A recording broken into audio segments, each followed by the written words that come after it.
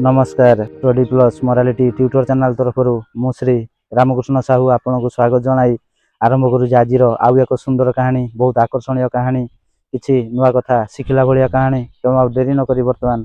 कहानी आरंभ करवा। कहानी एपरी थिला जे गोटे ग्राम रे जड़े शिक्षित युवकटे बास करुले बयस पाखापाखि 26 वर्ष हेब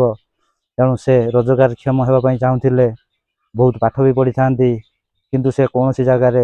दीर्घ समय धरी रही पार न थांती कारण तांको पाखरे धैर्य शक्ति सहन शक्ति यही गुण न थाए तेणु जदि बा कौन सी जगार से निजुक्ति पाउथिले किंतु दीर्घ समय रही पार नथिले निजर मैनेजर सहित झगड़ा होउथिला तांको कथा को से मानु नथिले एमिति से कौन सी जगार रही पारिले नाही शेष रे निज गाँव रे आसी पहुँचिले एवं एमिति दिने निज घर पाखरे बसी थांती हठात तांको मन को आसिला जदि मु जादूगरी विद्या लाभ करी ताहले मु अल्प समय मध्य लोक मान को विभिन्न विस्मयकर घटना देखाई अधिक पैसा रोजगार करी अल्प समय लगे तेणु मु जादूगर विद्या लाभ करी तेणु से मन मन भाविला आम गाँव रे खरे जो जंगल अच्छी से जंगल रे जड़े जादूगर रोचंती मु जदि तांको खुशी करि पारी तांको ठारू विभिन्न विद्या ग्रहण करि पारिबी ताहले मु निश्चय धनी होई पारिबी अधिक पैसा रोजगार करी एवं से भाविला जादूगरंकर प्रिय हेउची मांस तेणु से गोटे पुटुली रे किछि मांस धरी ता पर दिन तांको पाखकु यात्रा आरंभ कला। जंगलटी बहुत घंच थाए जंगल रे किछि समय जीवा परे जड़े लोक भेटिले लोकटी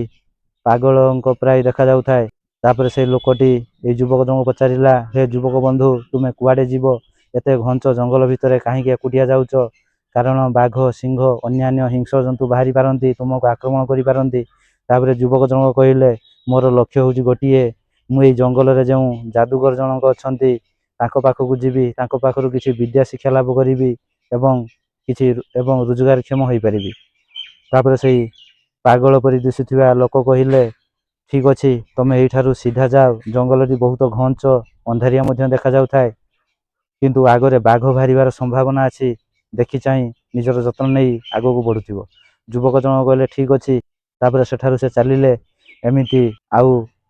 घंटे 2 घंटा चलला से जादूगर निकट में पहुँचिले एवं जादूगर को प्रणाम जणाइले कांधरे सेमिति पुटुली बंधा होता है तापर जादूगर जनक कहले गोटे काम कर तुम जदि आसीच मो पाखरु जादू विद्या शिक्षा करने ताहले तुमे गोटे काम कर एबे जाओ ये पाख जंगलर शेष मुंडारे जो नईटी अच्छी से नई रे गाधोई होई आस तापरे मु जादूगरी विद्या शिखेबी तुम शिखब तापरे युवक जनक आउ काल विलंब नकरी शीघ्र दौड़िले से नदी रे गाधोइबापी एवं से नदी रे गाधोई सारी निज देहरु उदा वस्त्र बाहर करले एवं सुखिला वस्त्र पिंधिले पुटुलटी को निज साथी रे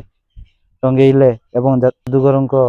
आश्रम अभिमुखे अग्रसर हेउथांती एई समय रे गोटे बाघ से युवक को पछरु गड़ाइला युवक जनक जोर रे दौड़ाकू लगिले बाघटी मध्य क्षिप्र गति रे दौड़ाकू लगिला एमिति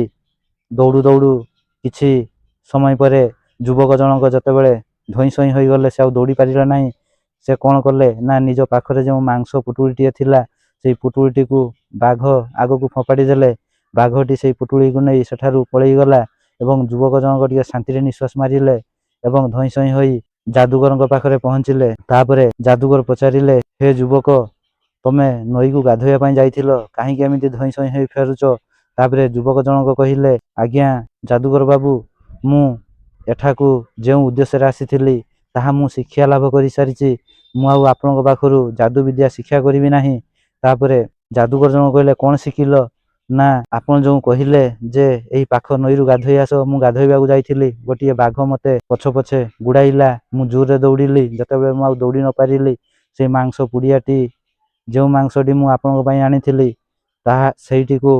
सेई बाघ मुझे फपाड़ी देली एवं से सेठारु चलीगला तेणु मु मध्य सेई भलिया जणे मनीष मु मध्य सेई भली निजर लक्ष्य पूरण पई एठाकू आसीथिली किंतु मु बुझी नथिली जदि निजर लक्ष्य पूरण करिया पई चाहुचो निजे रोजगारक्षम हेबा पई चाहुचो किबा निजे कोनोसी जगार स्थायी भाव में चाकरी करी किछि रोजगार करी निजर परिवार को सुख शांति रे भरण पोषण करने चाहूच ताहले तुमको धैर्य धरवा पड़ो कौन क्षेत्र में तत्परता प्रकाश करने उचित नुहे साहस बांधापी पड़ो धैर्य धरवाई पड़ो ଯେମିତି ମୋ ପାଖରେ ସେହି ମାଂସ ଟିକକ ଥିଲା ଯୋଗୁଁ ବାଘଟି ମୋ ପଛରେ ଗୋଡ଼ଉଥିଲା, ବାଘଟି ମୋତେ ଗୋଡ଼ୁ ନଥିଲା। ବାଘଟି ମୋ ପାଖରେ ଥିବା ମାଂସକୁ ଖାଇବା ପାଇଁ ଗୋଡ଼ାଉଥିଲା। ବାଘଟି ମଧ୍ୟ ବହୁତ ଚେଷ୍ଟା କଲା, ବହୁତ ପରିଶ୍ରମ କଲା, କିନ୍ତୁ ନିଜର ଲକ୍ଷ୍ୟ ପଥରୁ ହଟେଇଲା ନାହିଁ। ମୁଁ ବାଧ୍ୟ ହୋଇ ମାଂସ ପୁଟୁଳାଟି ତା ଆଗକୁ ଫିଙ୍ଗି ଦେଲାରୁ